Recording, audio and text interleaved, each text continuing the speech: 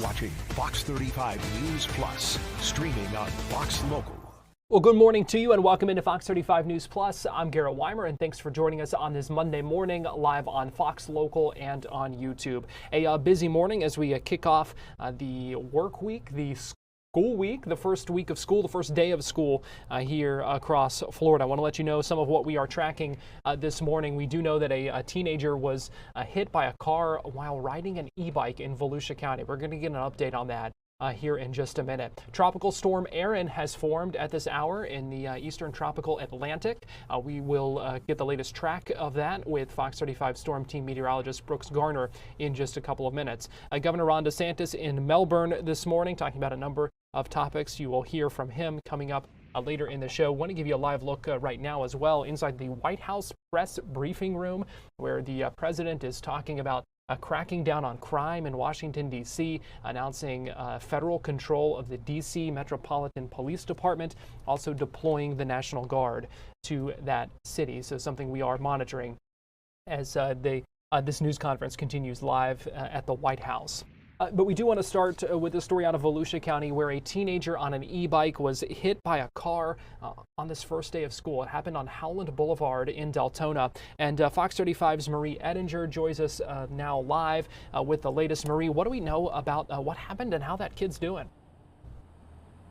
This is a 14-year-old, and we do know, I'll just say right off the bat, the Volusia County Sheriff's Office says he is going to be okay. But this crash scene from everyone around here, as they're describing it to me, was extremely dramatic. And you can see behind me, there is still an active scene. The Volusia County Sheriff's Office is still here trying to recreate the scene, document as much as they can, and figure out what happened. We can also see the bike still here on scene.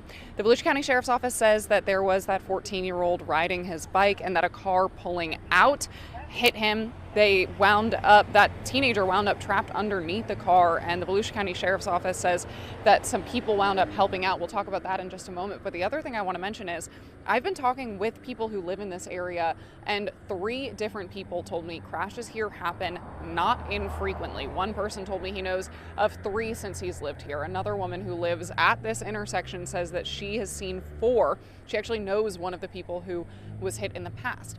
So the issue that they have been telling me is that people, as they're crossing through here on Howland, on their bikes or e-bikes, they just don't stop as they go through the crosswalk. And then at the same time, cars pulling out only look in one direction, then the direction opposite of where they intend to turn. So if there's a bike coming from the other side, they just don't see them. Or if there's a bike coming up quickly, they might not see them in time. And that's how people wind up hit in this area, according to the people who live here.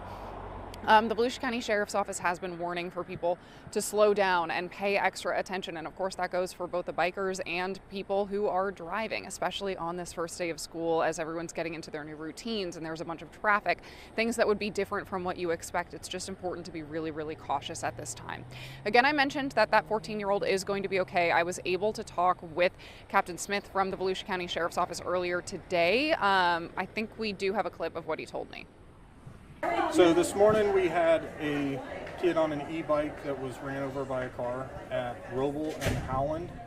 The student is conscious and in stable condition, is my understanding, but he is being airlifted. And there were 3 bystanders that stopped and helped lift the car off.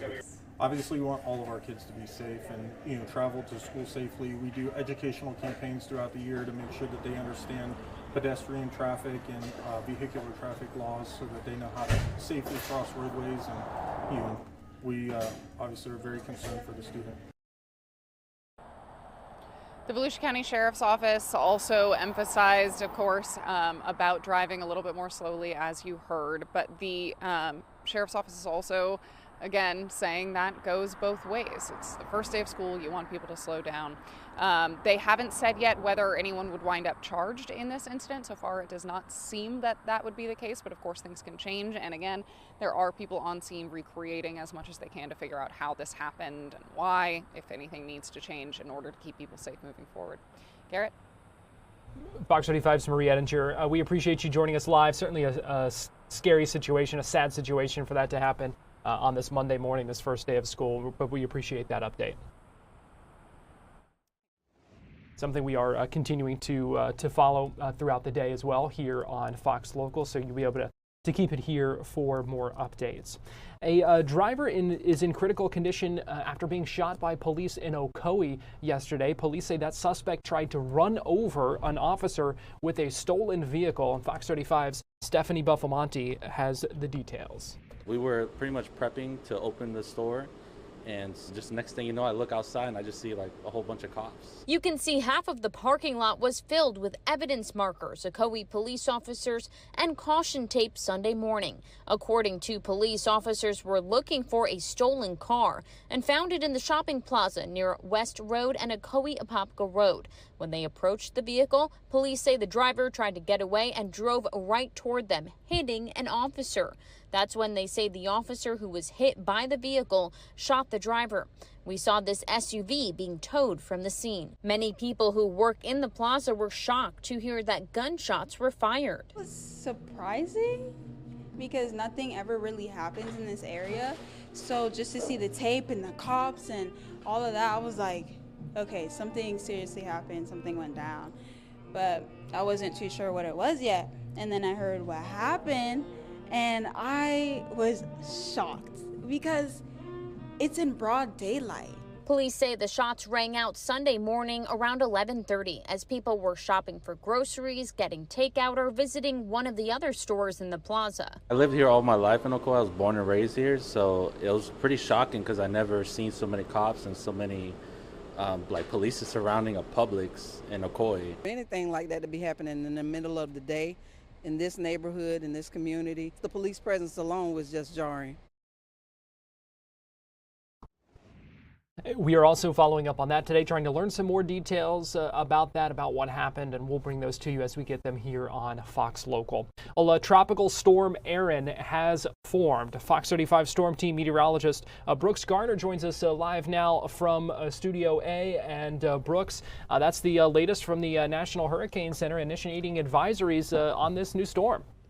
Yeah, that's right, Garrett. This not only is forecast to become the first hurricane of the 2025 Atlantic hurricane season, but the first major hurricane. So right now it's a tropical storm. It's forecast to strengthen as it heads west, doing about 20 miles per hour, which is pretty fast for a system like this to strengthen. It's expected to slow down a little bit and then make its way straight across the Atlantic over the next 7 days. Ultimately, by Saturday morning, being located somewhere north of the Lesser Antilles Islands, northeast of Puerto Rico, as what could be a Category 3 hurricane with winds of 111 miles per hour or greater, classifying it as a major hurricane. From there, of course, all eyes here in Florida and across the southeast are wondering, where's it going to go? Will it enter the Gulf? Will it hit Florida? Will it hit the southeast? Will it curve out to sea safely? And the bottom line is it's way too soon to know for sure, but we look no further than the spaghetti models, which is a culmination of various global computer models, to see that there is indeed the forecast for a curve away from the East Coast before it makes an approach to the U.S. That would likely happen early next week. But I think a lot of us are going to be waiting with bated breath this coming weekend, looking to the east a couple thousand miles, wondering if indeed it will make that curve. Just for the nuts and bolts right now, it's the 11 o'clock advisory, the first one issued, winds of 45 miles per hour, and it is heading west at 20 miles per hour, expected to become a hurricane as soon as the middle of this week. All right, let's talk about the satellite imagery. Here's the latest. It's just cleared the Cabo Verde Islands, and it's heading west. This is the 20-degree latitude line, so it's sitting here at about 17 degrees north latitude. And as it moves west, it's expected to enter much warmer waters in the coming days, allowing it to strengthen rapidly.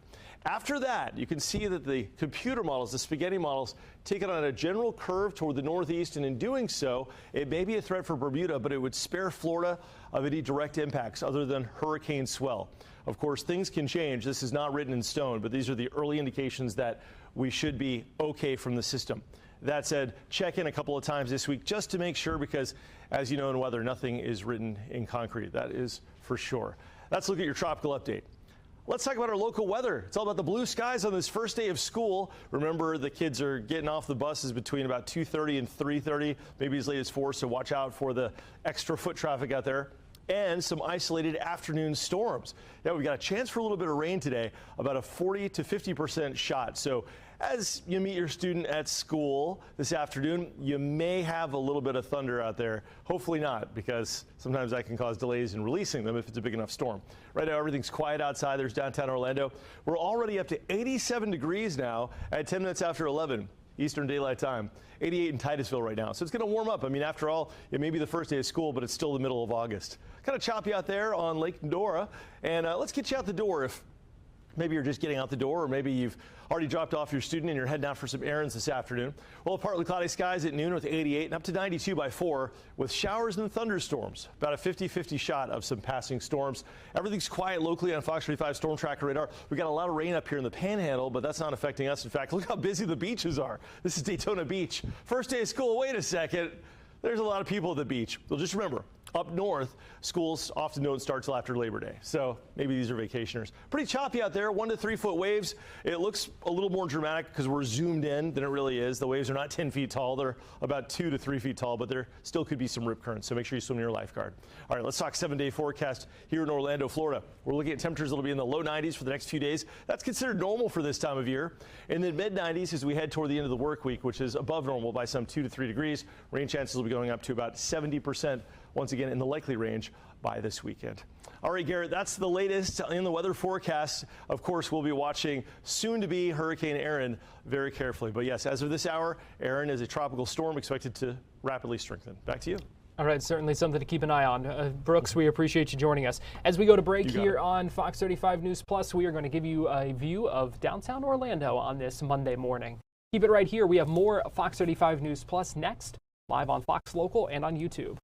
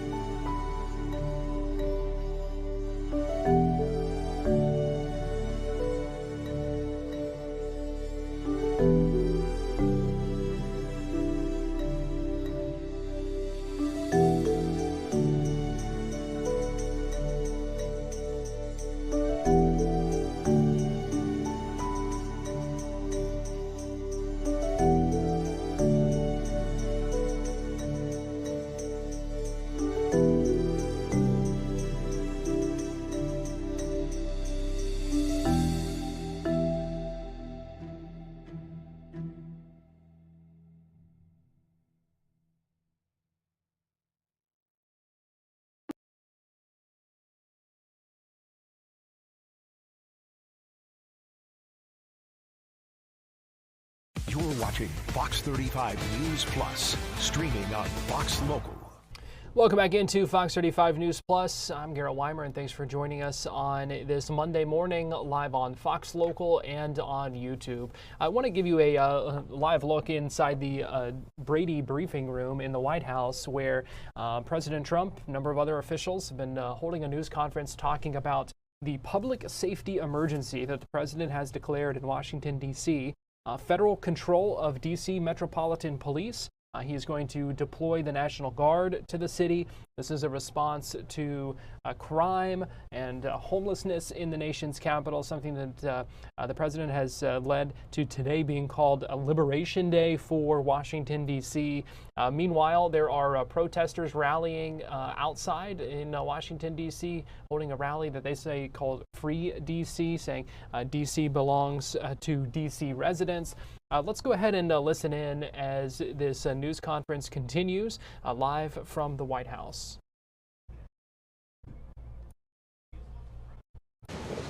Just to conclude, Washington, D.C. should be one of the safest, cleanest, most beautiful places anywhere in the world. It was years ago. We had one problem that was a pretty big problem. The radical left got out of control and they started trying to rip down statues. And I said, let's go pass a law real fast. We're going to do it real fast, but we were blocked by the Democrats who do not want safety. Nobody gets it. I don't get it. They don't get it because they can't get votes. I don't know how they can win an election with this, but they don't want safety. And I found an old statute, very old, early 1900s, that said if you so much as touch or even think about destroying a statue or a monument in Washington, D.C., you go to jail for 10 years with no probation, no anything. In other words, slightly different than we have today. Today we have cashless bail. There you get jailed 10 years. No curtailed sentence, 10 years. And we took it out. Nobody used it. It was never used because, you know, it's harsh. And you remember they started to rip down the statue of Abraham Lincoln. I said, that's a tough one to rip down. He was pretty good, Pam. I think he was pretty good. When the ropes started going around Abraham Lincoln to pull him down, Andrew Jackson, others, and they were heading to the Jefferson Memorial, Thomas Jefferson. They're going to do a big number there. I said, it's time. And I signed that statute immediately. We had it updated. We made it use the same language, all passed by Congress. And I announced it's 10 years in jail, no probation, no anything, 10 years, no curtail sentence if you touch, so much as touch a statue in Washington, D.C. And it was an amazing sight, beautiful sight. Everybody just left. The ropes were hanging around Andrew Jackson, and there were two ropes around Abraham Lincoln. They left the rope, but everybody just left. And that was the last problem we ever had. You know, that was the last problem that we ever had with the statues. They were going wild, and somebody came to me and said, sir, in 1910, I don't want to give you an exact because you'll say, Donald Trump gave us wrong dates around like early on.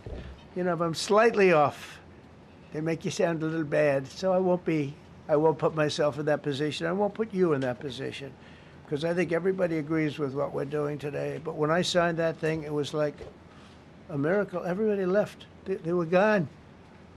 They were starting to march down. They started the march toward Thomas Jefferson. And I figured he was always going to be safe. But they found something with him, and they found something with Abraham Lincoln. And even in the name George Washington in California, numerous places changed the name of George Washington High School and various other places. They took George Washington's name. This was a sick, woke culture that I think we've largely ended. And a lot of those people that were woke are now turning out to be the opposite. I won't go so far as to say MAGA. It's a very special category. But they've gotten out of that. But we have people that love this country, and they love this really beautiful capital. It is. I flew over it the other day, and I said, what a beautiful place. But if there's crime all over the streets, when you get there, it doesn't look so beautiful. But we're going to make it beautiful again. We're going to fix it with crime, and we're going to also, as we're doing that, we're going to start doing things that we know how to do, that I know how to do better than anybody, I guess, because of my experience from previous life. But not only are we stopping the crime, we're going to clean up the trash and the graffiti and the grime and the dirt and the broken marble panels and all of the things they've done to hurt this city. and we're going to restore the city back to the gleaming capital that everybody wants it to be. It's going to be something very special. All of these people are really tough. Could I shake your hand, Gaddy, please? You're going to be so important here. You're going to be that guy. I hope I don't have to fire him in 2 weeks because he's too soft. I don't think he's too soft. If I do, I will, though. Is it okay if you're soft, weak, and pathetic like so many people? I will fire you so fast. You're not going to have to worry about that. No, I think you're going to do a fantastic job. And everybody in this room, they may not express it, but they all want that to happen. You know, they want to be safe, and they have families too.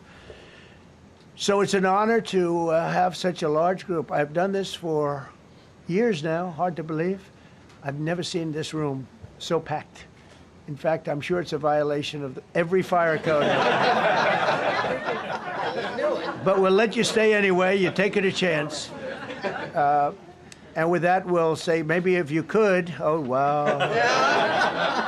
We could be here all day long. If we could keep the first questions, perhaps, to this subject, and then we'll go on to a few others. Please. Mr. President, thank you so much. Can you talk about how personal of an issue this is? You talked about flying over the Washington Monument and seeing the pride of what D.C. is, and do you believe that the status of the city, the cleanliness, the way that crime is low, is a direct reflection on how the country is run? Yeah, I do. I think the Capitol, look, everyone comes here. They're all coming.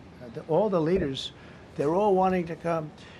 And I say it, I've said it again, but I'm really just quoting other leaders from NATO, from the Middle East, King of Saudi Arabia, Qatar, UAE. I was over there. We brought back $5.1 trillion of investment into our country. But a month and a half ago, I was at NATO.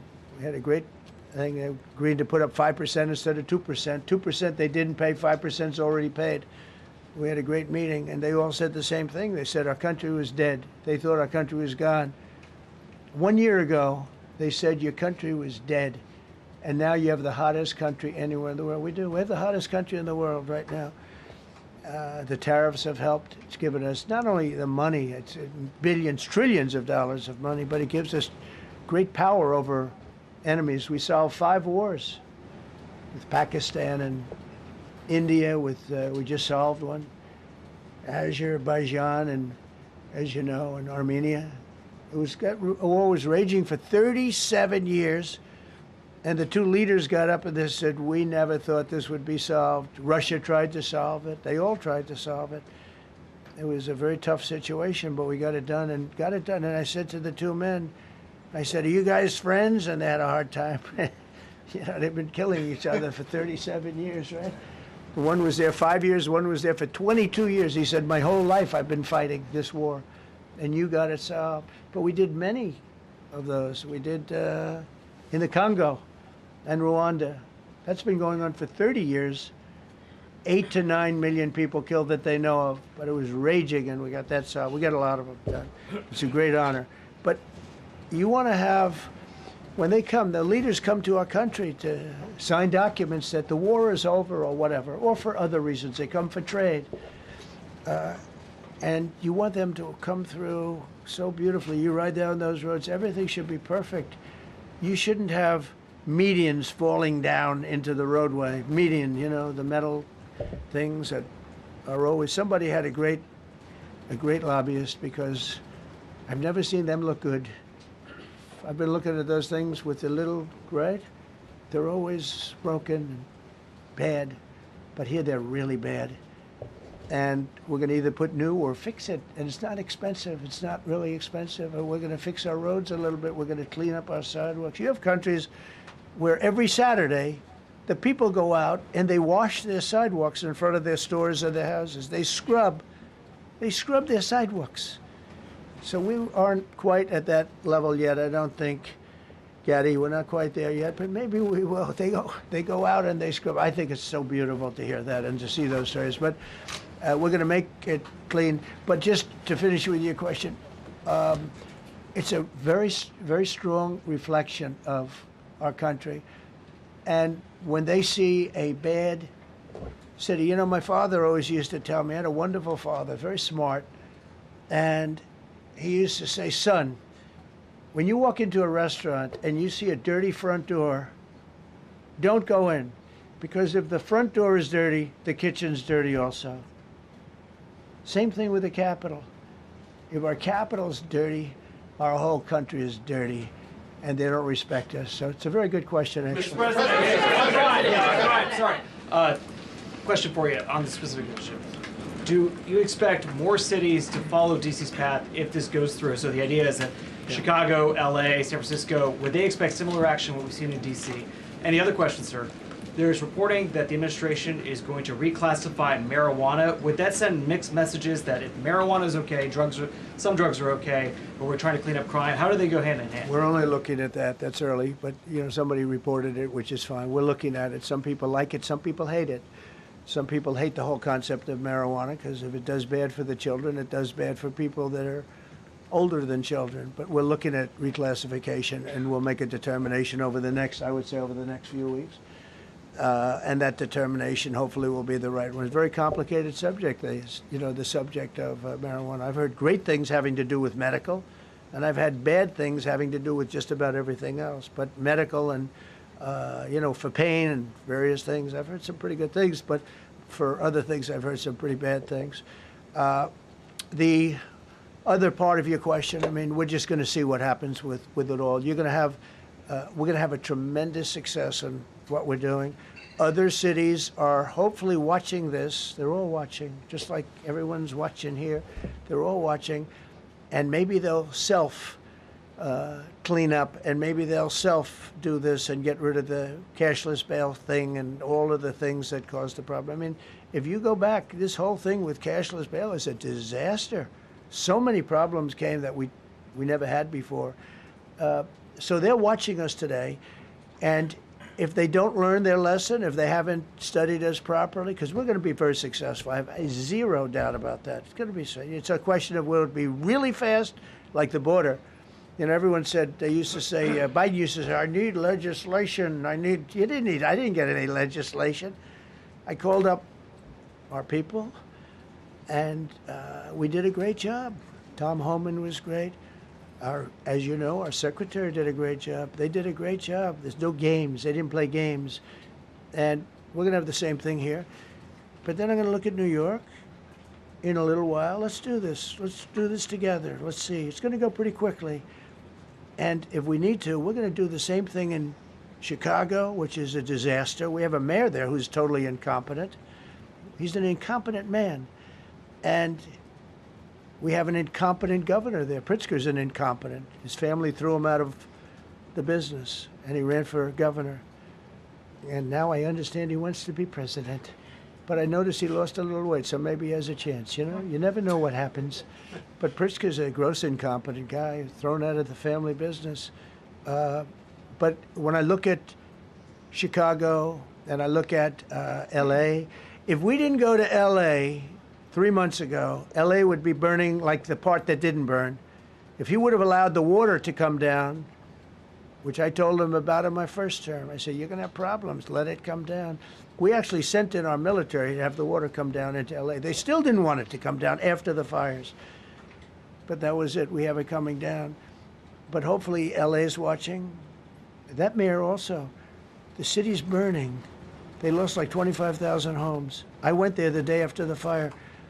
You were there, and I saw people standing in front of a burned down home. Their homes were incinerated. They weren't like, even the steel was literally, it was all warped and literally disintegrated because of the winds and the flame and the whole thing, like a blowtorch.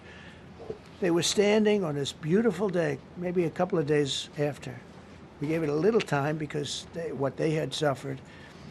Almost 25,000 homes. And you see what's happening now. They didn't give their permits. I went to a town hall meeting. I said, we're going to get you the federal permits, which are much harder. Almost immediately, Lee Zeldin is a star. He did an incredible job. They have all their federal permits. President Trump continuing to speak in Washington, D.C. as this news conference continues, taking some questions. from reporters right now. Meanwhile, outside the White House, rally continues. There were some speakers there for a little bit. It seems now they have stopped, but still a number of people holding signs outside the White House there. We're going to take a break here on Fox 35 News Plus. But we'll be right back. If you'd like to continue watching that news conference right now, you can find that on Live Now by Fox. We'll be right back.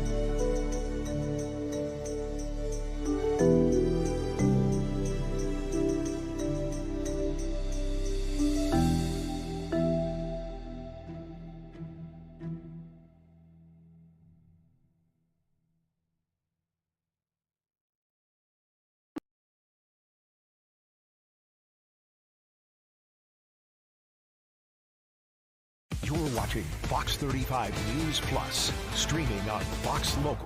Welcome back into Fox 35 News Plus. I'm Garrett Weimer, and thanks for joining us on this Monday morning, live on Fox Local and on YouTube. Governor Ron DeSantis was in Melbourne this morning, holding a news conference at the Front Street Civic Center there, announcing the completion of the Crane Creek M1 Canal Restoration Project there. This is one of more than 1,000 projects that total more than $3 billion. To remove nitrogen and phosphorus from Florida's water supplies and cut down on the contamination. A lot of water quality improvement projects in the state right now. The governor talked about that, as well as protecting Florida's iconic waterways. Here's what he said at this news conference just a little bit ago. We are lucky to have a very unique state. We're blessed with some really significant natural marvels. And that has created a culture in this state of people that, for example, love to fish, love to boat, love to be out in nature. And it's been something that we've worked really hard to preserve and improve over the tenure since I have been governor. And you look, we are the #1 boating and fishing state in the country by a long shot. We have over 4 million licensed anglers. We have coastal towns and inlet across the state that are huge destinations. People come from all over the world to come to some of the destinations that we've had. We've been able to do discounts on sportsman hunting and fishing licenses. And, you know, it doesn't even have to be someone that wants to necessarily be engaged in sporting. You know, just going out and enjoying is something that's really significant. So when I came in to office, I said, okay, we've got to take this on head on. There's a lot of problems throughout the state, starting with the Florida Everglades, but also, of course, including major jewels like the Indian River Lagoon. And so we said, we're going to do something about it. So we put our money where our mouth is.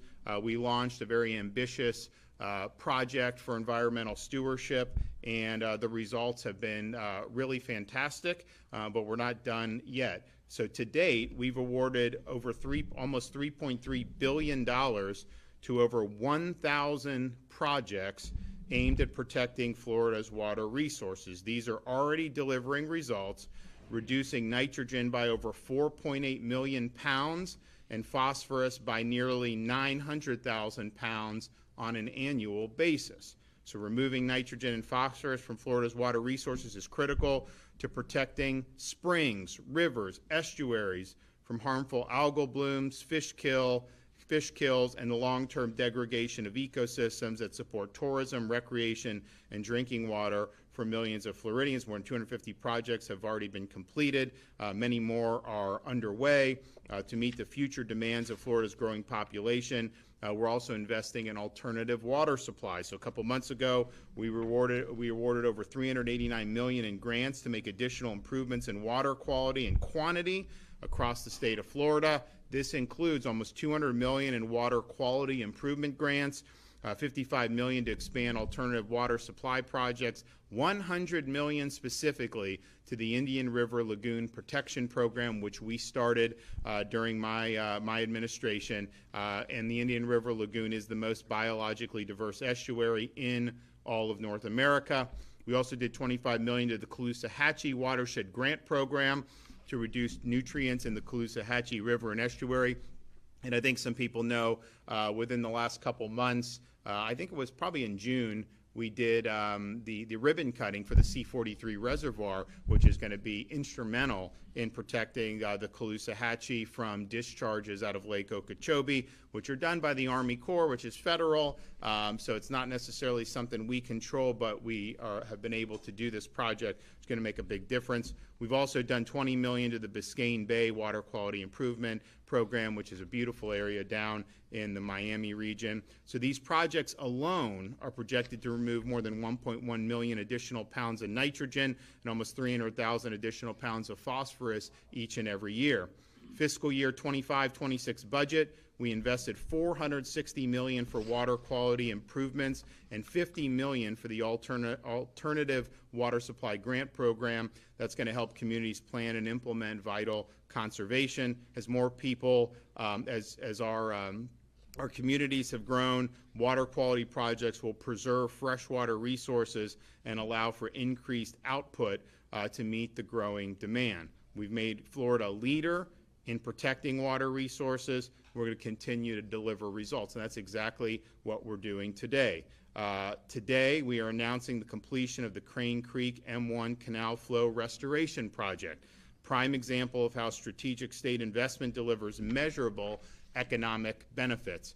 Over 100 years ago, the M1 canal was built to control flooding in the area, but it changed the way water naturally flowed between the St. Johns River and the Indian River Lagoon. Over time, stormwater from more than 5,300 acres in Melbourne, West Melbourne, and nearby communities carried harmful nutrients into the lagoon, fueling algae blooms and damaging water quality. The Crane Creek M1 Canal Flow Restoration Project, which was led by the St. Johns River Water Management District and local partners, fixes this problem. By adding a new weir, pump stations, a pipeline, and stormwater treatment area, we have 1, restored the natural westward flow to the St. John River Basin, 2, reduced nutrient pollution, keeping an estimated 24,000 pounds of nitrogen and 3,100 pounds of phosphorus out of the lagoon each year, and provided up to 7 million gallons of fresh water per day for downstream users without over-reliance on our aquifers. The project protects water quality, safeguards wildlife, and strengthens the community's way of life. And I don't think that this is anything that anyone can dispute. Our administration has done more for the Indian River Lagoon than any administration in the history of the state of Florida, and we're proud of that record.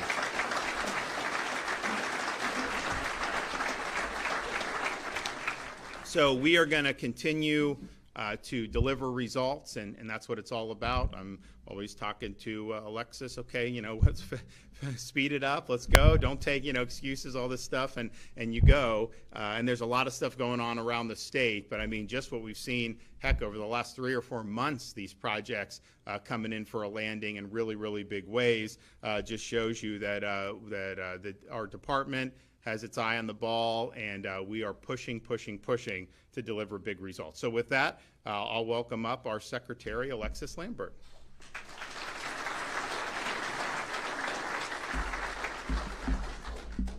Good morning. Thank you, Governor. I'm Alexis Lambert, Secretary for the Florida Department of Environmental Protection.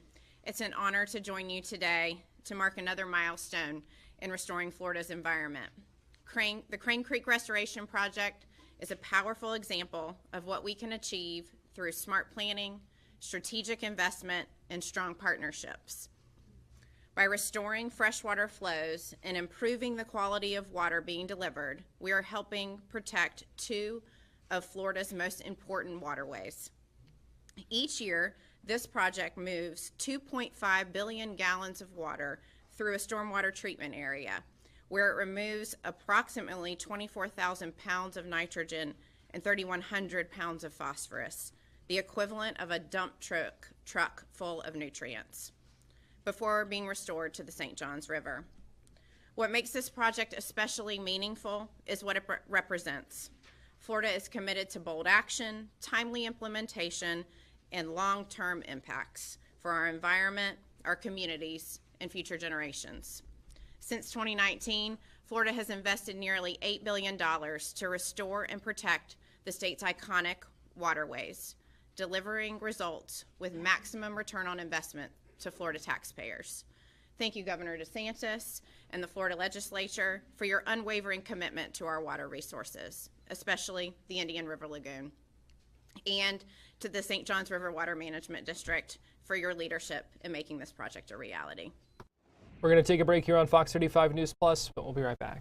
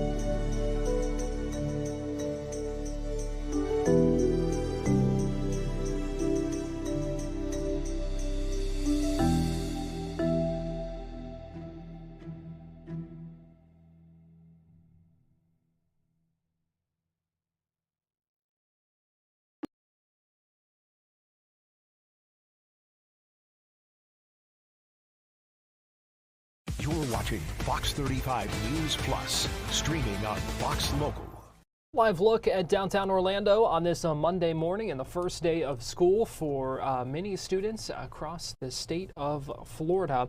Earlier today in Orange County, we heard from the superintendent, Dr. Maria Vasquez, also from the Orange County Sheriff, John Mina, talking about the school year, reiterating some tips for safety. Also, we know that the sheriff says they have more deputies on the roads to keep people safe with the increased traffic, more pedestrians, all that kind of thing. I want to play for you as we heard from the superintendent and the sheriff just a little bit ago. We are thrilled that we're starting out another school year. Lots of traffic this morning, so that's a good sign. That means children are coming to school. We're also grateful for the involvement of our families that truly make the OCPS experience the best one. I'm also very thankful to our local law enforcement agencies. We have Sheriff Mina here with us today. Safety is our #1 priority, and we are so fortunate that we have what I believe to be the best trained officers in our schools that are willing to risk their lives for our most precious resources. And so keeping in mind safety and then the educational programming that we're offering for our students this year, I'm just thrilled and excited about what's to come. And with that, I'm going to turn it over to Sheriff Mina. Thank you, Superintendent. Good morning to all of you. We are also very excited about this first day of school. And again, our top priority is the safety and security of our kids, especially when they're in school. We have nearly 200 school resource officers that are deployed throughout all of the schools here in Orange County. They're very highly trained, and I just talked to them last week at their annual training, and I told them and reiterated to them again that this is a dangerous job, but we will risk our lives for our children here in Orange County, and they get the message, and that's why we continue to have the training we do. We also have our new threats assessment and threat management unit, which is one of a kind in this area and really throughout the country, that we're very proud of, that we work so closely with Orange County Public Schools to keep our kids safe, and there's lots of communication back and forth, and it's just a good system in place to make sure that as those threats that may come in, we're investigating them, mitigating them, talking with Orange County Public Schools about them, and to keep our kids safe. And the last thing I will mention is that, as you probably all have seen, there's been a lot of traffic this morning. So just a great reminder to slow down.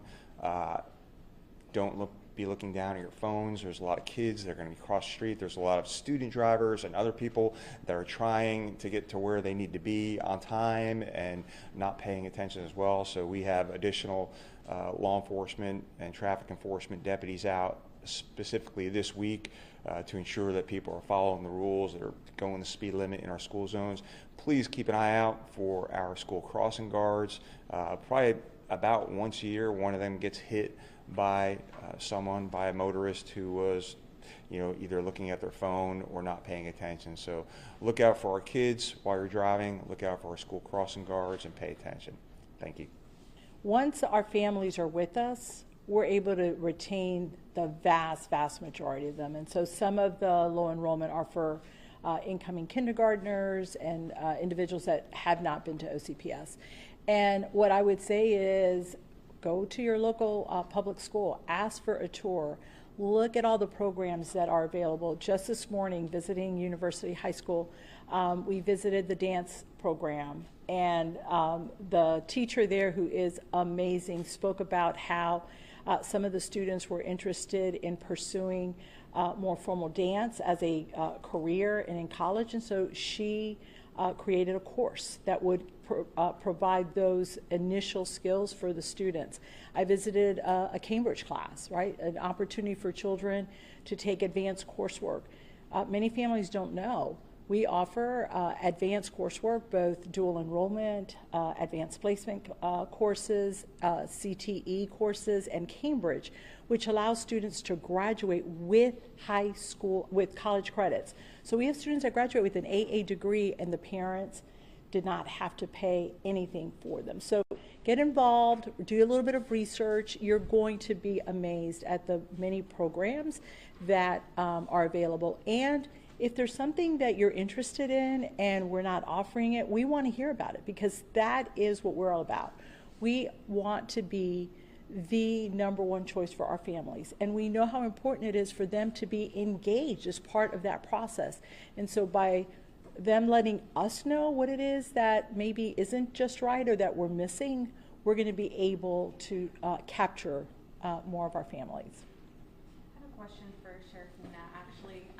If you can just talk in a little bit more detail about this threat assessment unit and why this is something that the schools need.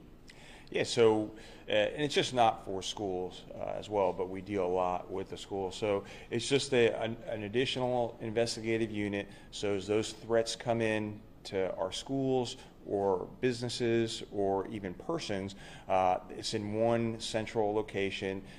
They have special training and investigative skills to investigate those threats that are coming in, and it's just a way to, just like as it says, threat assessment and threat management. So we're assessing to see if it's a legitimate threat. We're also managing that, and then there's follow-up. So many times a student or someone else will put something out, and turns out it could have been a joke. It could have been something the kid shared. So our job, or that unit's job, is to follow up. So it just doesn't stop at the initial threat.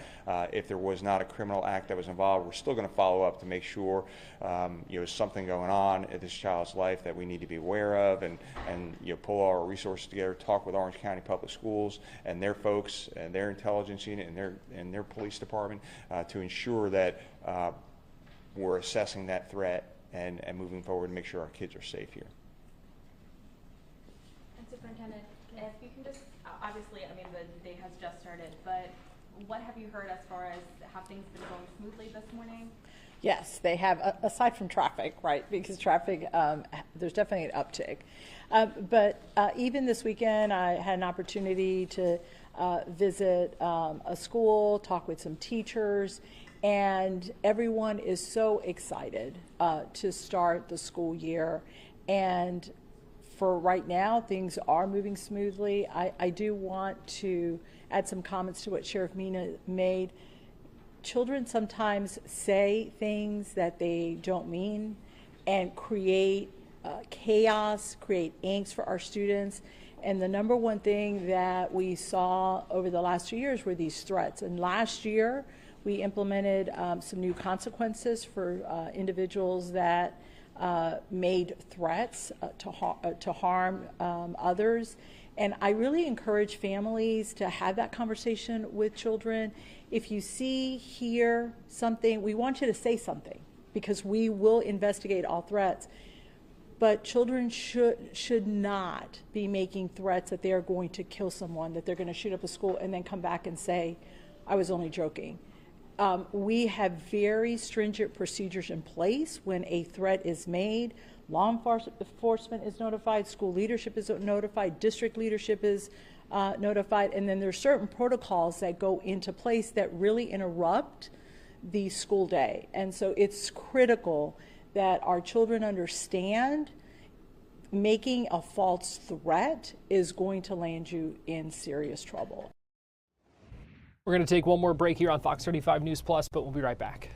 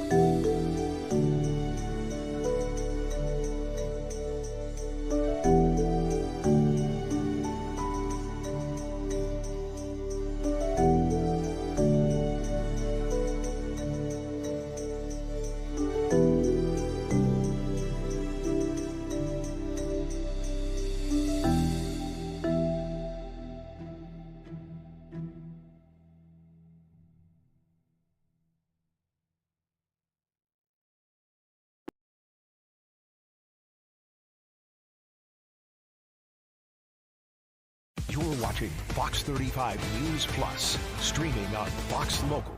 Welcome back into Fox 35 News Plus. I want to get you back inside the White House, where President Trump continuing to speak right now, taking some questions from reporters. And what he's talking about right now is his upcoming meeting with Russian President Vladimir Putin, scheduled for Friday in Alaska. Let's go ahead and listen in as the president continues to speak. It's going to be so safe. It's going to be a model. And then we'll look at other cities also. But other cities are studying what we're doing. And you have some capable people in other cities. They can do it too. But we have a great group of professionals. We're going to have a safe, beautiful capital, and it's going to happen very quickly. Thank you all. Thank you all very much. President Donald Trump wrapping up that news conference there by again reiterating some of the steps that he is taking to combat crime and homelessness in Washington, D.C. That news conference wrapping up where the president spoke for more than an hour. He was talking about his upcoming meeting with the Russian president, also talking about speaking with the Ukrainian leader Vladimir Zelensky as well in that. But the headline today is that the president is activating the National Guard to the city of Washington, D.C. He is also having federal control take over the D.C. Metropolitan Police Department. That is something that a big step that he's announced today as part of announcing and declaring, I should say, a public safety emergency within the District of Columbia. President Trump saying that D.C. will be liberated, calling today Liberation Day for Washington, D.C. He also had words of warning this morning for a couple of other cities across the country, including Chicago, including New York City, including Los Angeles, basically saying that kind of putting them on notice that if things are not to his liking when it comes to crime in those cities, that he might explore ways of taking similar steps in some other cities across the country as well. So that was the president speaking in Washington, D.C. at the White House. We did also show you earlier there was a rally outside with a number of speakers, what they were calling the Free D.C. rally, opposing these steps announced by the president today, because he had kind of been teasing this announcement for a couple of days now on Truth Social. Basically, we kind of had inklings and indications of what it was going to include. And so that was the announcement this morning. We will continue to follow all this here on Fox Local. We will go ahead and wrap up.